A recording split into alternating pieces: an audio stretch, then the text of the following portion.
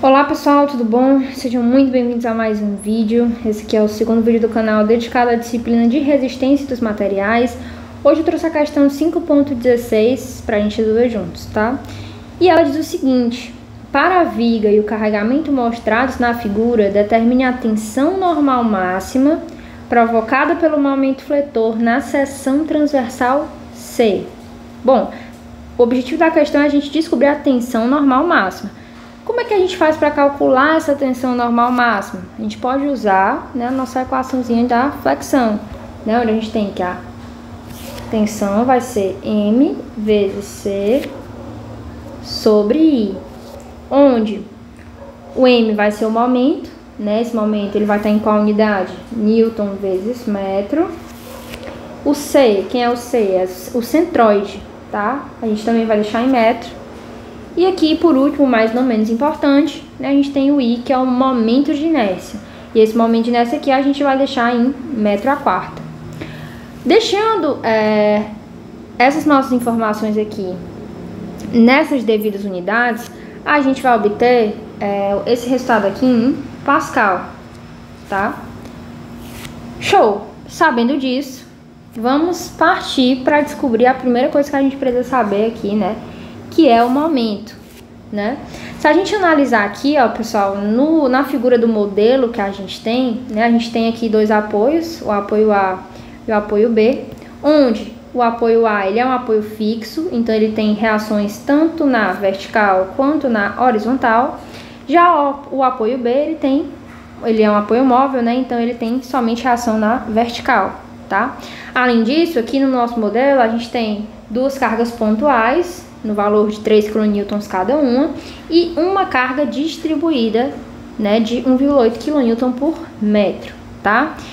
E ainda ele adiciona aqui, ó, a seção da nossa barra, né, que a gente pode verificar que é uma barra de seção retangular, traz aqui as informações de base e altura, para a gente poder calcular, né, o momento de inércia e o centroide, tá? Então, para que vai servir essa segunda figura? Para calcular o centroide de momento de inércia, tá? Tudo bem, primeira coisa que a gente tem que saber aqui é os valores das reações, para então a gente descobrir o momento no ponto C, tá? E aí, como a gente está acostumado, ó, vou fazer aqui o diagrama do corpo livre, tá? Vou trazer aqui essa nossa segunda figura para cá, porque a gente não vai usar ela agora. E vou diminuir um pouquinho o tamanho aqui das informações que eu coloquei e vou colocar aqui em cima, tá? Show! Fazendo o diagrama do corpo livre, tá? Vou aqui redesenhar a nossa barra. Pode ser que fique numa escala diferente, tá? Mas tá tudo sob controle. E aí, ó, temos o ponto A aqui e o ponto B aqui. Conforme eu tinha comentado, né? Aqui no ponto A a gente vai ter reações tanto na vertical quanto na horizontal, né? Pelo tipo de apoio. E aqui no ponto B a gente tem só na vertical, tá? A reação na vertical no ponto A eu vou chamar de RAY, aliás, e aqui na horizontal RAX, tá? Já aqui no ponto B, seguindo a mesma lógica, RBY. Show? Além disso, a gente tem, pessoal, né, conforme a gente viu, o ponto C e o ponto D, tá? E cada um tem uma carga pontual no valor de 3 kN. Então, vamos colocar aqui também, tá? Então, 3 kN aqui e 3 kN aqui. Adicionamos. E agora falta mais uma carga, né? Que é a carga distribuída. Quando a gente vai colocar ela no diagrama do corpo livre, de distribuída, ela vai passar a ser pontual. Então, agora a gente tem que transformar ela de carga distribuída para carga pontual. Como é que a gente faz isso? Calculando a área, né? Se a gente perceber, ó, a geometria dessa nossa carga distribuída é uma geometria retangular. Então, a gente vai fazer a área do retângulo, que é base vezes altura. Quem é a base? Tá aqui as cotas. E quem é a altura? Vai ser o próprio valor aqui, que é 1,8. Ou seja, a nossa carga pontual vai ter o valor de 1,8 vezes a base, que é 4,5. Sendo assim, nossa carga pontual vai ter um valor de 8,1. Mas onde é que ela vai ficar posicionada? Ela vai ficar posicionada, né, no meio da nossa barra, tá? Então vai ficar mais ou menos aqui nesse ponto, tá? Já que a gente tá falando do retângulo, ela vai ficar no meio. Se fosse um triângulo, ia ficar 1/3 da parte maior, tá? Então, colocando aqui, vamos ter aqui um valor de 8,1 kN, tá? Vou até colocar aqui em vermelho a projeção anterior dessa carga pontual, né? Que antes era uma carga distribuída. Então, eu vou colocar aqui a projeção dela pra gente poder lembrar, tá? Vou só alterar um pouco aqui pra gente poder verificar ainda essas cargas pontuais. Pronto. E vou adicionar agora as cotas, né? A gente tem aqui, ó, esses intervalos. Como a gente viu na figura anterior, a gente tem um intervalo de 1,5 metros. Então, a gente tem 1,5 aqui, 1,5 aqui e 1,5 aqui no meio. Só que aqui no meio, para facilitar nos nossos próximos cálculos, né, a gente pode ver que a gente tem uma carga no meio desse 1,5, né, ó. Para facilitar, eu vou dividir essa cota também no meio e vou colocar 0,75 para cada lado, tá? Vocês vão ver que vai ajudar. Então, ó, 1,5, 0,75, 0,75 e 1,5. Show! Finalizamos aqui nosso diagrama do corpo livre. Vou até colocar aqui, ó, DCL, pra gente lembrar que é o diagrama do corpo livre. E agora, pessoal, a gente vai descobrir os valores das nossas reações, tá? Vou começar fazendo o somatório do momento, né? Eu vou escolher aqui fazer o momento no ponto A, tá? Que é nesse ponto aqui que eu tô destacando em vermelho. E quando eu falo que eu tô fazendo o momento no ponto A, esse apoio vai ser o apoio que vai estar fixo. Então, a gente vai ter que analisar quais cargas fazem rotação em torno desse ponto A, tá? Então, analisando aqui, ó, começando nessa carga de 3, essa carga de 3, considerando que esse apoio aqui, ó, tá fixo, ela vai fazer a seguinte rotação. Essa carga de 8,1, se eu fazer uma carga aqui e esse ponto aqui estiver fixo, essa carga vai fazer a seguinte rotação. Mesma coisa nessa outra de 3. E no RBY, se eu fizer uma força aqui, essa minha carga vai estar gerando essa rotação, tá? Então, vamos destacar aqui, ó, nosso ponto 1, nosso tópico 1. Estamos fazendo aqui o somatório do momento em A, né? Ele vai ser igual a 0. E aí, para poder calcular, pessoal, a gente vai ter que considerar algumas convenções, tá?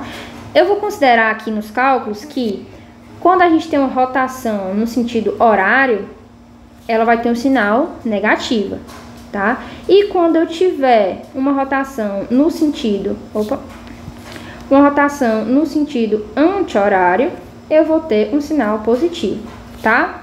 Combinado? Dessa forma, vamos substituir, né, os sinais aqui, ó. Nessa primeira aqui de 3, vai ser negativa, porque ela está no sentido horário. Mesma coisa nessa de 8,1. Mesma coisa nessa outra de 3. Já nesse RBY, como ele está gerando rotação no sentido anti-horário, vai ser positivo, tá? Então, como a gente sabe, o momento é força vezes a distância, né? Então, a gente vai ter que analisar isso, tá? Vou começar aqui da esquerda para a direita com essa carga de 3. Então, força, 3 kN vezes a distância dessa carga até o ponto fixo, ou seja, essa distância aqui, ó. Quem é essa distância? 1,5, tá? Por isso que é importante a gente saber fazer a leitura dessas cotas, né? Então, ó, menos, porque ela está no sentido horário, 3, que é a carga, força, vezes a distância, que é 1,5. Mesma coisa para essa de 8,1, força vezes a distância da carga até o ponto fixo, ou seja, essa distância aqui. Quem é essa distância? 1,5 mais 0,75, né? Então, vamos colocar aqui, ó. Menos também, porque está no sentido horário, força, 8,1 vezes a distância. 1,5 mais 0,75 é 2,25.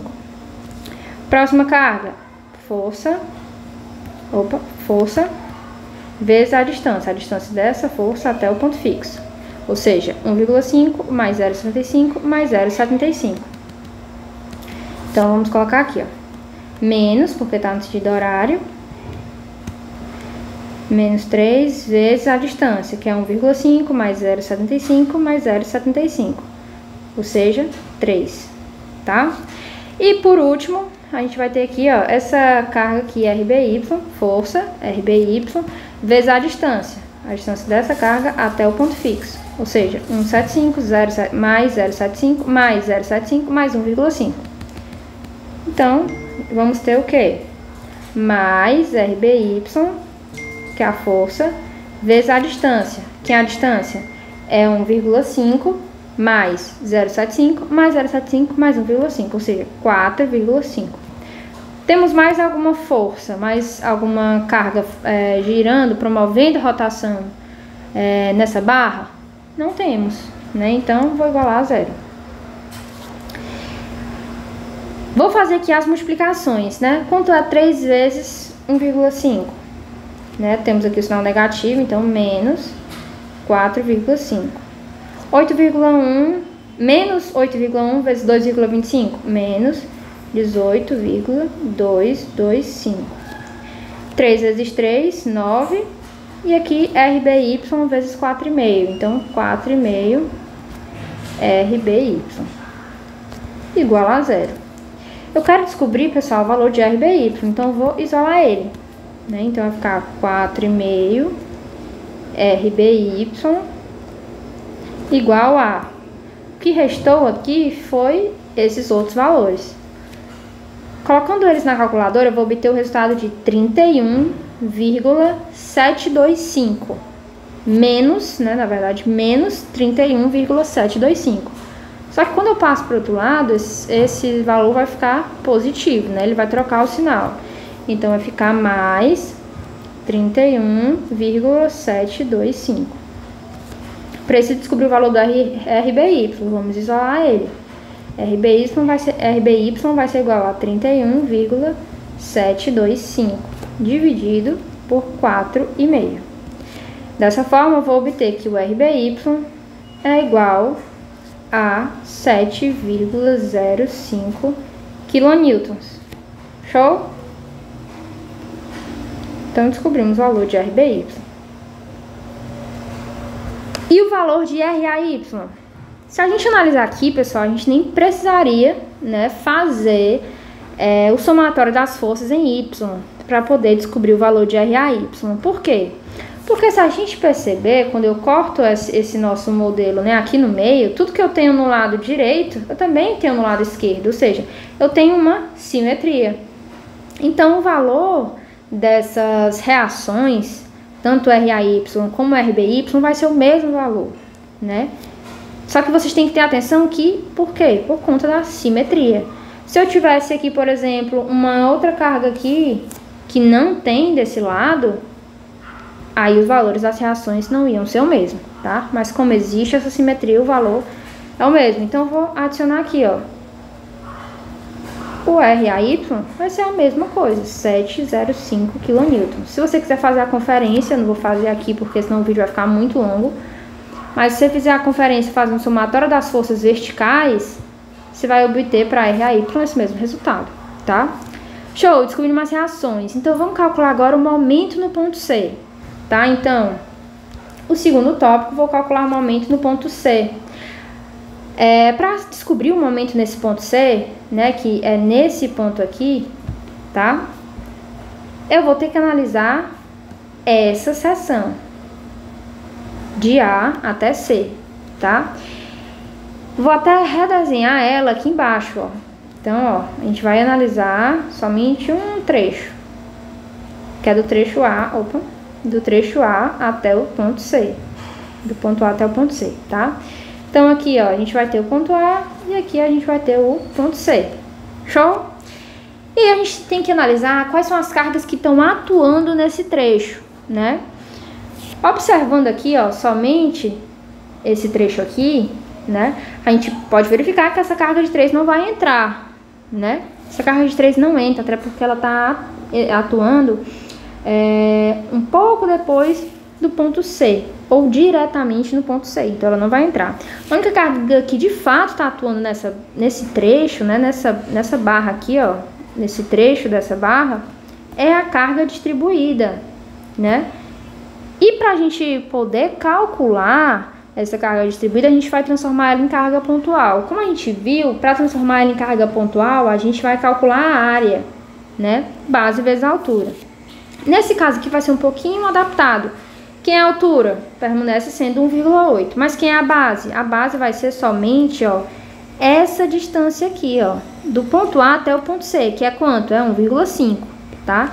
Então, para ficar um pouco mais fácil da gente visualizar, eu vou fazer essa observação aqui, ó. Essa distância vai ser 1,5, tá? Do ponto A até o ponto C. E, atuando aqui nessa barra, a gente só tem a carga distribuída, que a gente vai transformar ela em carga pontual, tá? Dessa forma, a gente vai ter aqui, ó, uma carga pontual de qual valor? Para transformar a carga distribuída em carga pontual, a gente calcula a área, base vezes a altura. Quem é a base? 1,5. E quem é a altura? 1,8. Ou seja, 1,5 vezes 1,8. Então, a gente vai ter aqui que a carga pontual tem um valor de 2,7 kN. O que a gente mais precisa adicionar? Aqui no ponto A, como a gente sabe, a gente tem a reação a Y. Então, vou adicionar aqui, ó, RAY, tá? E como a gente está fazendo um corte aqui nesse ponto C, a gente vai ter aqui, ó, o cortante, né? E a gente vai ter aqui o momento no ponto C, tá? Esse cortante aqui, como tá para baixo, né? Como tá fazendo esse sentido para baixo, ele é negativo, e o momento em C, como ele tá fazendo essa rotação aqui no sentido anti-horário, vai ser positivo, tá? E aí, vamos descobrir o momento no ponto C, né? Então, ó, o somatório do momento em C vai ser igual a... Vamos descobrir. Como a gente sabe, o momento é força vezes a distância. Quem são as cargas que fazem rotação em torno do ponto C, né? Que é esse ponto aqui, ó. Esse 2,7, né? Que vai fazer essa rotação. E o RAY que vai fazer essa rotação. Como a gente viu anteriormente com as convenções, o RAY está promovendo, né, uma rotação negativa no sentido horário, já o 2,7 positiva no sentido anti-horário, tá? Então, fazendo aqui da esquerda para a direita, agora analisando o RAY, né, ele vai ser negativo, porque está no sentido horário. A força, que é RAY, vezes a distância até o ponto fixo, ou seja, esse trecho aqui, ó, que a gente sabe que é 1,5, tá? Então, RAY vezes 1,5. Mais 2,7 vezes a distância dessa carga até o ponto, ou seja, essa distância aqui, ó. E essa distância é quanto? É a metade de 1,5. Quem é a metade de 1,5? 0,75. Então, 0,75 igual a 0. Só que antes da gente igualar a 0, né, a gente esqueceu de quê? Do momento em C, que é o que a gente quer descobrir. Aí depois só que a gente iguala a 0, tá? Íamos esquecendo, não podemos esquecer. E aí, para a gente poder descobrir o momento em C, a gente precisa isolar ele. E para isolar ele, eu preciso adicionar aqui o valor de RAY, para que somente exista uma incógnita, tá? Então, o que é RAY? A gente viu anteriormente que ele é o mesmo valor de RBY, ou seja, 7,05. Vou substituir aqui esses valores e em seguida a gente faz as devidas multiplicações, tá? Então, repetindo tudo aqui. Agora vamos multiplicar, né? 705 vezes 1,5 vai ficar 10,575. E 2,7 vezes 0,75 mais 2,025 mais MC. Tudo isso igual a 0, tá? Isolando o MC, né, o momento no ponto C, eu vou ter que MC vai ser igual a... Quando eu coloco esses valores aqui na calculadora, eu vou obter o resultado de menos 8,55. Só que eu vou ter que passar esse valor para o outro lado, então ele vai trocar o sinal. Então vai ficar mais 8,55 kN vezes metro. Show! Descobrimos aqui o valor do momento no ponto C. tá? Então, qual o próximo passo? Vamos voltar lá naquela equação que foi uma das primeiras coisas que a gente discutiu, né? Descobrimos o momento.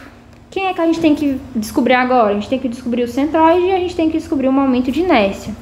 A gente vai descobrir eles analisando a figura 2, né? Que é essa figura aqui, ó.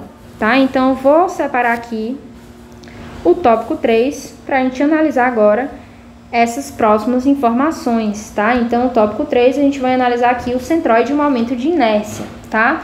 Começando pelo momento de inércia, pessoal, o momento de inércia no retângulo, né, vai ser base vezes a altura ao cubo sobre 12, tá? Essa é a equaçãozinha que a gente tem para calcular o momento de inércia no retângulo. E aí, vamos substituir esses valores. Quem é a base desse retângulo? A base é 80 milímetros, ó, tá aqui nas cotas, né? Então, ó, 80 vezes, quem é a altura? 300 milímetros. Então, 300 ao cubo, né, que é da fórmula, sobre 12. Calculando isso, eu vou obter o valor em milímetro a quarta. Só que lembra que, quando a gente vai substituir lá na equação, para a gente descobrir a tensão normal máxima, a gente precisa deixar em metro a quarta. Então, eu vou transformar. Já fazendo a transformação, eu vou obter o seguinte resultado, ó, 1,8000 vezes 10 a menos 4 metro a quarta. Show? Então, já tenho aqui na unidade que eu preciso, porque eu fiz a transformação, tá? Não esqueçam que como essas cotas aqui a gente já adicionou em milímetro, a gente fez a transformação para deixar em metro a quarta, tá? No final. Show! Próxima informação que falta, centroide. Como é que eu sei o valor do centroide, tá? O centroide no retângulo, pessoal, é h sobre 2, ou seja, é a altura dividido por 2. Então, é como se o centroide do nosso retângulo tivesse nesse ponto, de fato, no centro do retângulo, ou seja, na metade de 300. Então, o nosso C é 300 sobre 2, ou seja, 150 milímetros, né?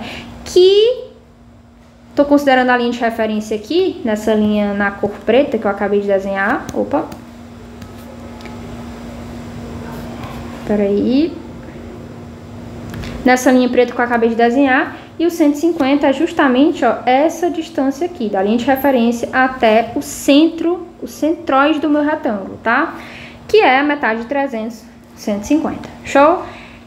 Então, agora, falta o quê? Falta só substituir aqui naquela nossa primeira equação que a gente comentou, né? Que a tensão normal máxima vai ser igual a M vezes C dividido por I, né? Substituindo. Quem é o momento? A gente viu que o momento, ó, é 8,55 kN por metro. Lembra que ele precisa estar em Newton por metro? Então, para transformar em Newton por metro, aqui eu multiplico esse 8,55 por 10 à terceira, né? Então, ó, vamos fazer essa conversão aqui, ó, 8,55 vezes 10 à terceira. Show! Agora, quem é o C? A gente viu que o centroide, né, a metade da altura, então é 150. Então, vezes 150. Só que aqui está em milímetro. Lembra que a gente tem que deixar em metro? Então, vou multiplicar por 10 a menos 3, tá? Show! Qual é a última informação que a gente falta adicionar aqui, pessoal? O momento de inércia. E a gente descobriu agora há pouco, ó. É 1,8000 vezes 10 a menos 4. Então, vamos colocar aqui, ó. 1,8000 vezes 10 a menos 4. Quando a gente coloca isso na calculadora, a gente vai obter o valor de 7,125 vezes 10 a sexta Pascal. A gente sabe que esse 10 a sexta, né, vai ser 7, é a mesma coisa, né, que 7,125 MPa. Tá? Então, a tensão normal máxima é 7,125 MPa. Show? Se você teve alguma dúvida em algum passo aqui do nosso vídeo, coloque nos comentários que eu te respondo, tá? Então, essa é a nossa resposta, essa foi a resolução da questão. Não esquece de curtir, deixa o seu like, tá? E aguardo você no próximo vídeo. Obrigado por assistir o vídeo até o final. Tchau, tchau.